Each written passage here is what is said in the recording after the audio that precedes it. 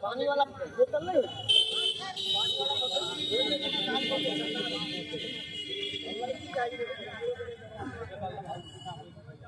भाकपा माले और खेत मजदूर सभा के द्वारा जो है कल 12 मार्च से ही ये अनिश्चितकालीन डेरा डालो जिला समाहरणालय के सामने सरकारी बस पड़ाव में चल रही है।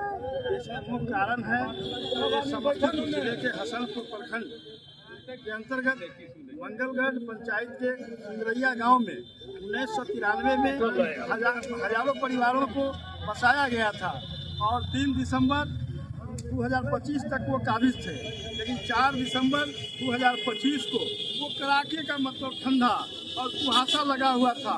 उस समय कहिए कि रोसड़ा अनुमंडल पदाधिकारी और वहाँ के डीएसपी और हसनपुर थाना के पूरा दल बल के साथ वहाँ के जो जमींदार हैं जगतानंद सिंह के लड़का राम प्रकाश केसरी और वहाँ जो मैनेजर है कोठी के विपिन सिंह और अज्ञात करीब हजारों गुंडा के द्वारा जो है वहाँ सिंगरैया में आता है और 18 बुलडोजर लेकर के आता है और एकाएक जो है वहाँ गरीबों को घर उजाड़ना शुरू कर देता है, जलाना शुरू कर देता है और जब विरोध करता है वहाँ एक गरीब तो उन गरीबों के साथ जो है मारपीट करता है। कई महिलाएं को तो हाथ पैर तोड़ दिया गया और उस पीरियड में कहिए कि माल मवेशी भी इसे जल करके मर गया।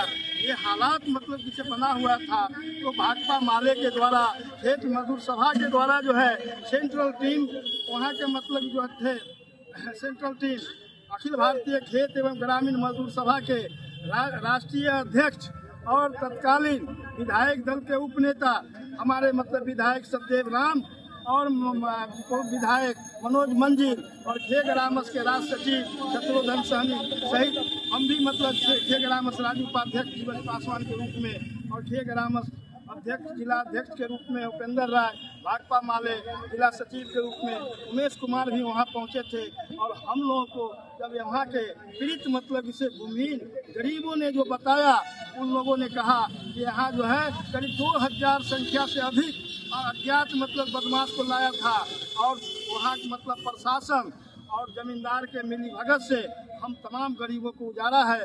इसलिए अनिश्चितकालीन घेरा डालो कार्यक्रम ये लोग कर रहे हैं भाकपा माले और खेत मजदूर के बैनर तले और इन लोगों का मांग है कि हम लोगों को उस जमीन पर पुनः बसाने की गारंटी किया जाए, उस जमीन पर हम लोगों को वार्षिक पर्चा दिया जाए, उस जमीन पर हम तमाम गरीबों को प्रधानमंत्री आवास योजना दिया जाए, हमको अधिकार दिया जाए। इन सवालों को लेकर के यहाँ जो है गरीब बैठे हुए हैं, उसका नेतृत्व हम भाकपा माले और खे ग्रामस के लोग कर रहे हैं। मेरा नाम जीवन पासवान, खे ग्रामस राज्य उपाध्यक्ष। लगता है प्रजातंत्र है कि नहीं इस देश में?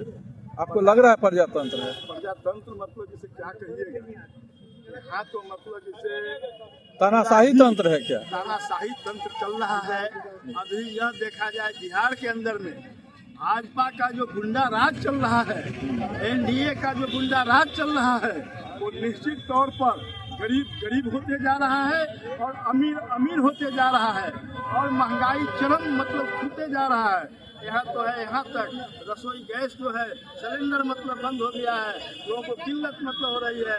यहाँ तक कि बिहार के मुख्यमंत्री को भाजपा वाले हाईजैक कर रहे हैं और यह कहा जा रहा है कि आपको राज्यसभा भेजेंगे। हाई तौबा लोग मचाए हुआ है। क्या कहा जाएगा? पूरे बिहार में जो है पुलिसिया राज, गुंडा राज वो कायम है और गरीबों को कहीं न्याय नहीं मिल रहा है। लेकिन बाबा साहब तो कह दिए थे कि संविधान में आपका अधिकार हम दे दिए हैं, हक की लड़ाई आपको खुद लड़ना पड़ेगा। बाबा साहब के निर्माण किया हुआ संविधान ही अभी जीवित है।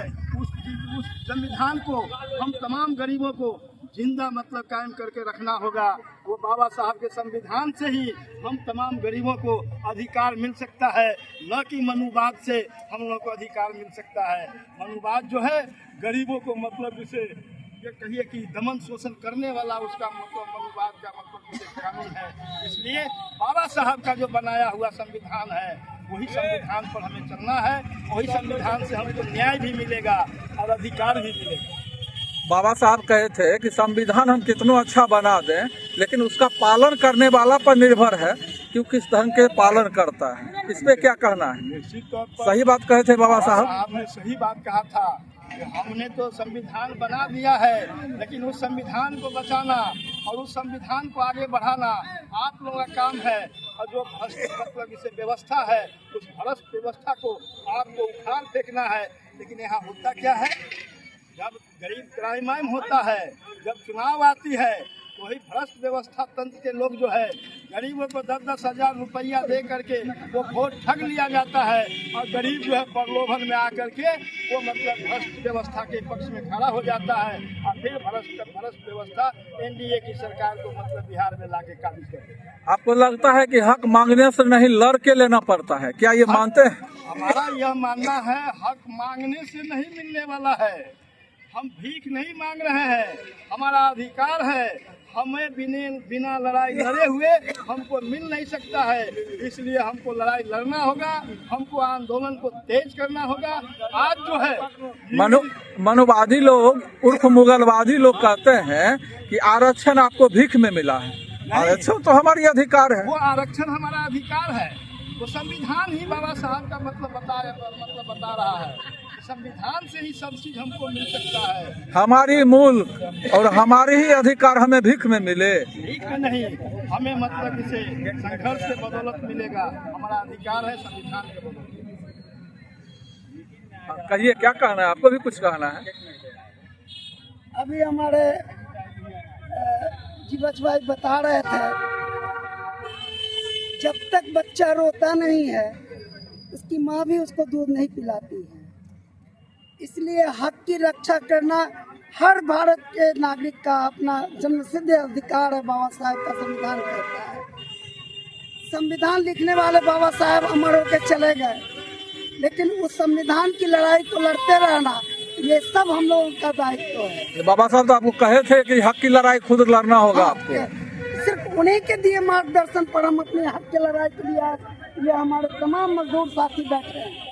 हम भीख नहीं मांग रहे, हम तो अपने हक की लड़ाई लड़ रहे हैं। हमारी हक चाहिए, हम कोई आंदोलन नहीं कर रहे हैं, दूसरे का नहीं चाहिए, हमारी जो है हमें चाहिए। हम आपका खिलाफत नहीं कर रहे हैं, हम अपना हक मांग रहे हैं।